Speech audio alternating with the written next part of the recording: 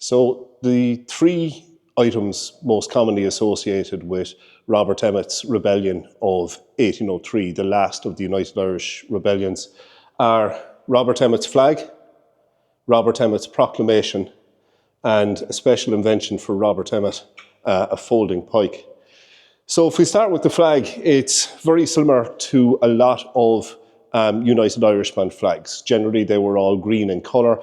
They had different designs on them, usually with a golden or yellow harp.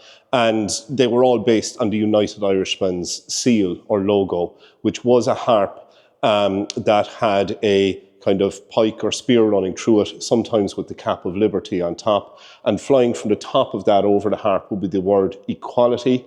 And then across the bottom, there was a scroll saying, "It is new strong and shall be heard." So here we have Emmet's version of that, and other versions of the United Irishman flags used it as well, and they would often have different mottos such as "Remember Or," a reference to William Orr, the first United Irishman martyr, who was a Presbyterian in the north. They would often have phrases like "Liberty or Death," again, which I think is borrowed from the American Revolution, "Liberty, Equality, Fraternity," and so on.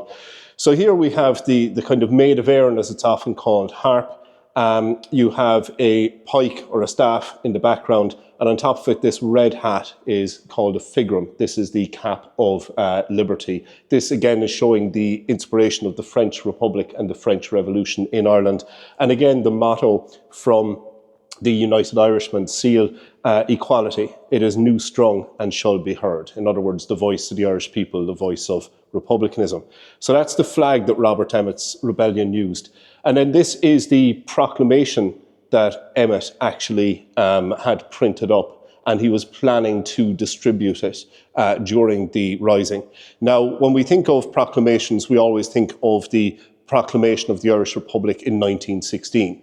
But the one used in the Easter Rising was not the only one. In fact, it was the last of 4 proclamations that had been done by different Republicans over the years.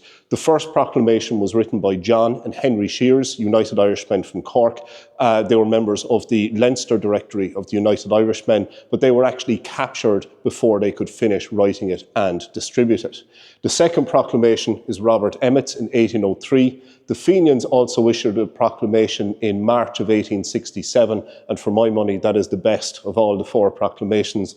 But coming back to Emmet's, it starts off, "The provisional government to the people of Ireland." Again, the provisional government is a phrase used in 1916, Pearse in particular, and writing of the proclamation was largely an effort by Pearse and Connolly. Pearse in particular was very taken with Robert Emmet. Only 2 of these survive, one in Emmet's own handwriting, which was used at his trial, and then there is a printed version which was kept as evidence as well, and this is a replica of that. And it's quite long compared to the 1916 proclamation. It's said that Emmet reads all of this out at the start of his rebellion. I doubt it. It would take you, I think, half an hour to read the thing. It's very concerned with obviously spreading kind of the rhetoric of independence in their politics, but it's also starting to give out military orders. Like there's specific directions for what to do. Men of Leinster, stand to your arms. Men of Munster and Connacht. Men of Ulster, do this and do that. What's interesting about it as well is that there's no mention of religion or God in it. It's very much in that original French Republican sense, and that carries on into later proclamations as well. It argues against sectarianism. And it says, for example, we war not against any religious sect. We war not against past opinions or prejudice. We war against English domination. So again, it's the same thing as 1916, cherishing all the children of the nation equally. And that phrase in 1916 doesn't mean children as in little people, it means Protestants, Presbyterians and other minorities.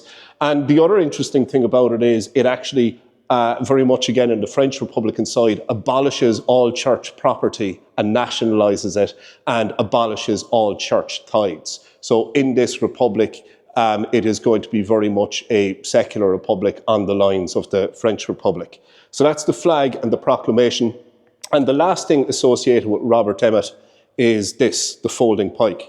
Now, we're all familiar with pikes from the 1798 rebellion. How we know that these were a thing, none of them survive, sadly, in this form. But Miles Byrne, who was from Wicklow, who had been involved in the 1798 rebellion, who took part in the rising of 1803 as well, before I think eventually he went to Australia, he penned this memoir, Notes of an Irish Exile of 1798. And on page 256 of it, he says, quote, Mr. Emmet prayed me to get 600 jointed pike handles prepared by a turner, one half to be 3 feet long, the other half 2.5 feet long. On the end of this was to be placed a small carabine bayonet or a small pike head not exceeding 6 inches in length. This handle extended and stretched out was 6 feet long. When doubled up, it was only 3 feet long, which made it easy to be carried and concealed under a great coat. These handles were on the principle of a parasol handle, so that when doubled up, it was joined together by a small hinge. A tube 6 inches long covered the joint, pressed forward 3 inches, and then was stopped by a pin.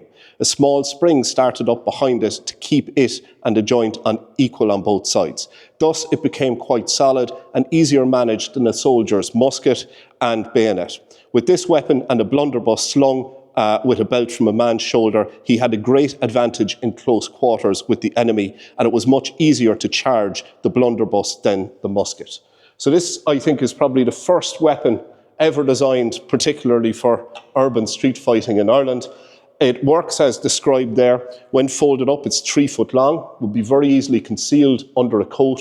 You couldn't obviously have hundreds or thousands of Emmet's rebels marching through Dublin carrying open, long pikes, so this is a way of concealing them. So how it works is, when you were ready to use it, you took it out from under your coat, you opened it up, and there you have it. And again, the pike head is very simple. There's no hook on it.